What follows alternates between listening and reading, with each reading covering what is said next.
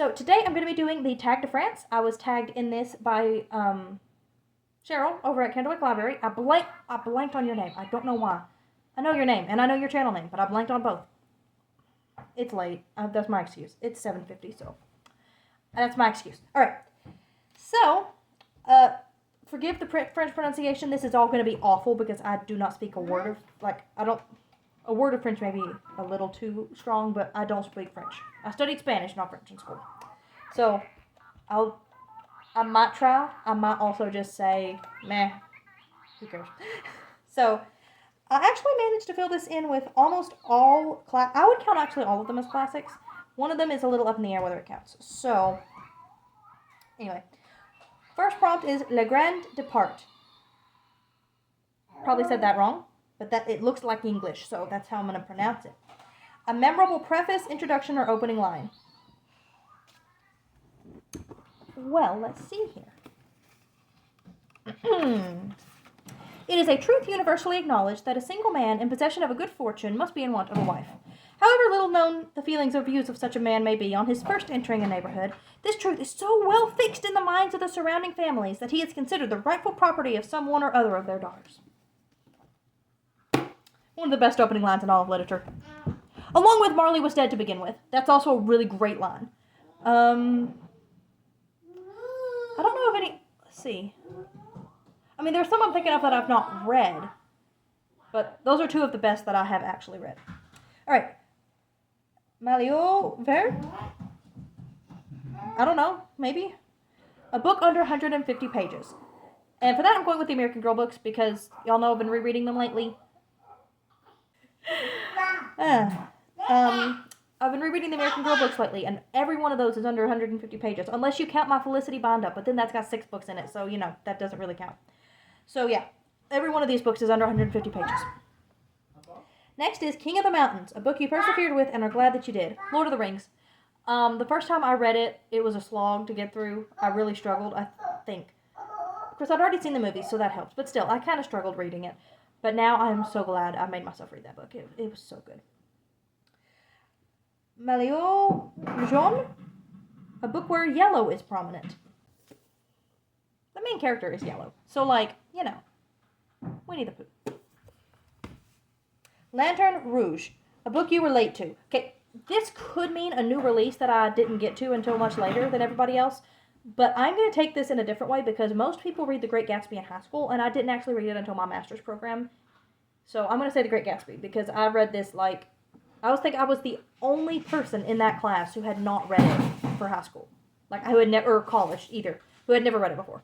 So I'm going to say The Great Gatsby because I was late on that book. Now, am I glad I ever arrived? Probably not. I did not love Great Gatsby, but whatever.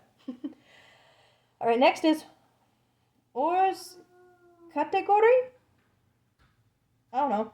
What's the hardest book that you've read or failed to read? Middlemarch by George Eliot. I read this. I don't own it, but I kind of want to buy it just so I have a trophy to sit on my shelf because I finished this dumb book because it is stupid long, as I say often. I'm sorry, any book that is anywhere near 1,000 pages is stupid. Other than the Bible, obviously. Any book, but any fiction book that is near 1,000 pages is stupid long. You can cut that book down. Or make it into multiple books. That is too long. So Middlemarch. I succeeded in reading that, though. I did not give up.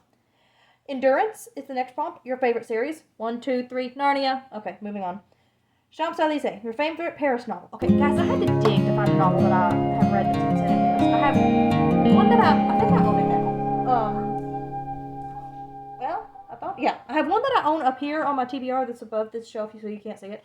That's set in Paris, but it says favorite, so that means it has to be one I've already read. So that doesn't count. And I'd like to read Till the Leaves Fall in Paris by Sarah Sundin, and I've never actually tried Sarah Sundin, so I think she has several Paris books, but I've not read any of them. So I looked through all of my historical fictions that's on my shelf on Goodreads, and none of those had Paris. I thought about, and then I went because I knew I wouldn't have any or many contemporaries. I was like, well, let's go look at classics, I guess. And then I scrolled through, and then I found it. The Scarlet Pimpernel. Guys, how did I not think of this book? It is so good, and it is total. The chapter title of the first chapter is Paris, 1792. So it takes place at least partially in Paris, and I love this book so much. It is such a fun adventure. I think this would be a good introduction to classics as well, so if you are wanting to start classics and you've never really read them before, you should read this book. It's really good. Number 9, Lance Armstrong. Have you ever cheated to get to the finish quicker? I don't think I have. Like, depending on what you mean by that. Like, I've DNF'd. And, like, I skim read, I guess, but I always do that. And also, I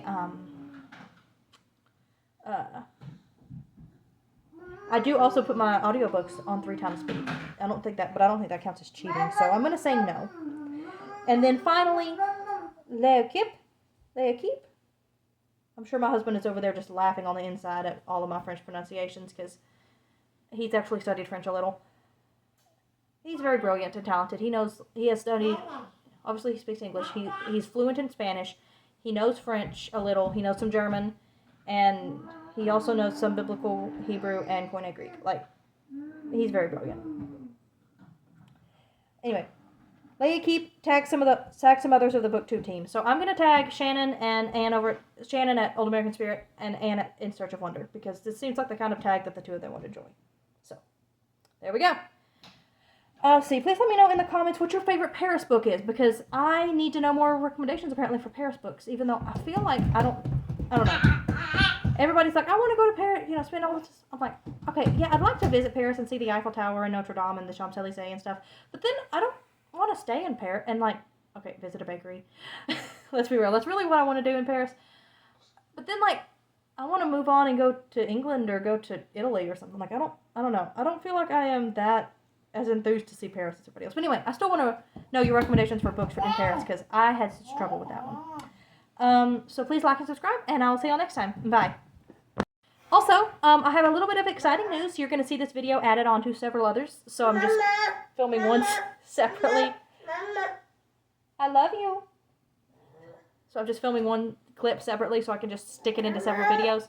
But I have started an Etsy store selling quote bookish t-shirts with quotes and stuff. There's even one that has a logo for this channel and stuff.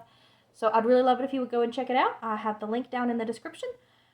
And if you have any designs that you any quotes that you think would be good or something, just let me know. I might add those.